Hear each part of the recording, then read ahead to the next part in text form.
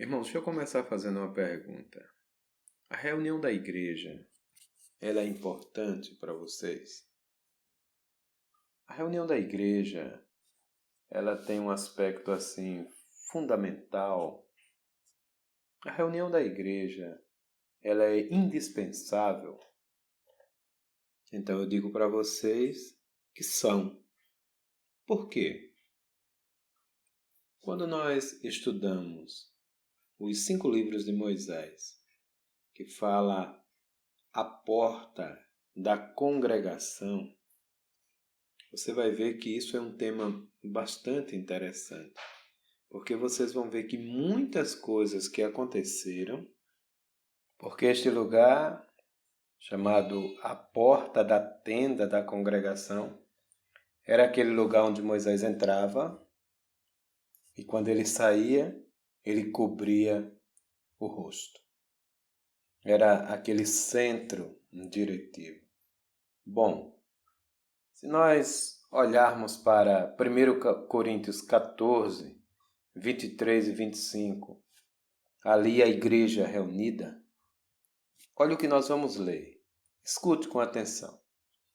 1 Coríntios 14, 23 a 25. Se, pois, a igreja se reunir no mesmo lugar. Reunir é o tema, não é a comunhão da igreja, é reunião. Se a igreja, pois, se reunir no mesmo lugar e passarem todos a falar em línguas e entrar um incrédulo, um indulto, não dirão ou não dirá que estáis loucos? Mas se todos profetizarem, então todos poderão aprender e serem consolados. Então ele vai continuar assim. E se entrar algum incrédulo ou indulto no meio de vós, ele será por todos convencidos, por todos julgados, e tornam-se-lhe manifestos segredos do coração, e ele, prostrando-se com a face em terra, testemunhará que Deus está de fato no meio de vós. Então, queridos irmãos, não há como ler um versículo desse e não reunir com reverência, e não reunir com um coração temeroso, com um coração cheio do temor de Deus, e não reunir com a nossa face no pó. As reuniões da igreja que Paulo está se referindo é um contato direto com a presença viva do Deus vivo. Quando nós temos aquela consciência que chega a nós primeiro, que o sumo pastor tomou nas suas mãos a vara e o cajado, e está circulando no meio de nós.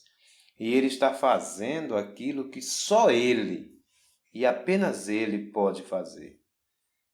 Falando aos nossos corações, nos convencendo, se for o caso, de extravios, de pecados, de maledicência, de obstinações. E de repente, ele derrete o nosso coração com a sua palavra. Isaías 64, um capítulo tão especial, de 1 a 4, ele diz assim: ó, se fendesses os céus e descestes, se os montes tremessem na tua presença. E Isaías, ele continua nessa mesma linha de raciocínio, e agora no verso 4 ele fala: porque desde a antiguidade não se ouviu e jamais se viu um Deus que trabalha para aquele que nele espera. Sabe por que nós nos reunimos, irmãos? Em primeiro lugar, sem dúvida, para o trabalho de Deus. Para que Deus, ele trabalhe no nosso meio. Ele trabalhe em nós. O pastor toma a vara, toma o cajado e circula em nosso meio. Por isso nós nos reunimos. Então, quando nós estamos adorando, Ele está circulando em nosso meio. Quando nós estamos ouvindo a palavra, Ele está circulando em nosso meio. Quando nós partirmos o pão, Ele é aquele que canta louvores no meio da congregação. Presença viva de Deus, irmãos. 5 minutos de uma presença viva e sensível no nosso meio. E aqui eu não estou falando de coisas sentimentais, nem de emocionais. Eu estou falando de coisas espirituais. Um senso vivo de que Deus está de fato em nós, no meio de nós. 5 minutos realiza mais da obra de Deus no seio da igreja do que 10 anos de um viver religioso, ou até mesmo de um estudo bíblico, apenas para alimentar o intelecto, apenas para nos encher de teoria. Nós carecemos de oferecer espaço para que o Supremo Pastor ande no meio de nós, através de nós. Paulo, em 2 Coríntios 6, sabe o que ele faz? Ele cita uma promessa de Levítico. Porque nós sabemos que em Levítico as coisas eram literais. Lá estava o tabernáculo, lá estava a nuvem, lá estava o sacerdote vestido, lá estava todas as coisas tangíveis. Então Paulo pega aquela promessa de lá e aplica aqui agora na nova aliança. 2 Coríntios 6, e diz assim: eu habitarei e andarei entre eles. Serei o seu Deus e eles serão o meu povo. Amados irmãos, não podemos nos contentar com menos que isso nas reuniões da igreja. Se assim nos conformar, ficaremos muito aquém daquilo para o que o Senhor nos chamou. Mais um cuidado aqui, e muito cuidado. Comunhão virtual.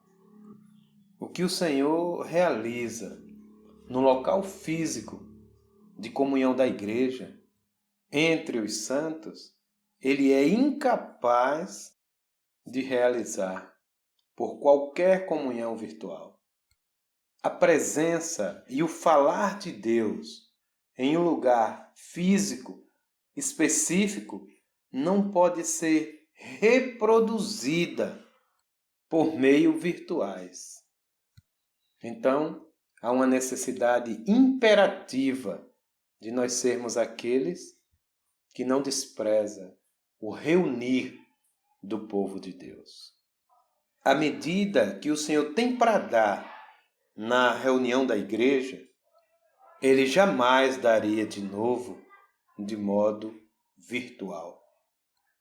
Ele só o dá na reunião da igreja.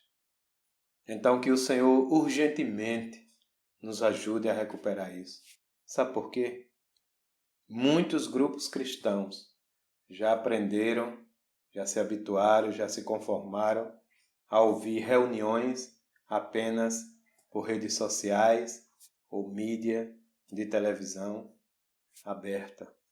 E isso jamais vai substituir o falar de Deus, a presença de Deus, a transmissão daquilo que Deus Ele tem para falar e tocar nos nossos corações. Isso é cômodo. Sabe o que os irmãos fazem? Ficam em casa, confortável, tomam um banho, bota o seu pijama, senta no sofá ou na cama, liga a TV e vai assistir a reunião. E às vezes ainda afirma que está assistindo a reunião da igreja. Só que ali ele assiste como assiste um filme. Queridos, que o Senhor Ele possa nos guardar dessas coisas e que nós possamos ter temor em nossos corações para entender aquilo que é de Deus e aquilo que é do natural ou do carnal do homem. porque não há comunhão virtual, só há comunhão real. E a comunhão real é a comunhão espiritual, onde o Senhor ele pode de fato estar no nosso meio, através de nós. Então, queridos, há uma necessidade urgente de uma oração em nossos corações. E a oração é ao Supremo Pastor. Essa oração é quando nós nos reunimos.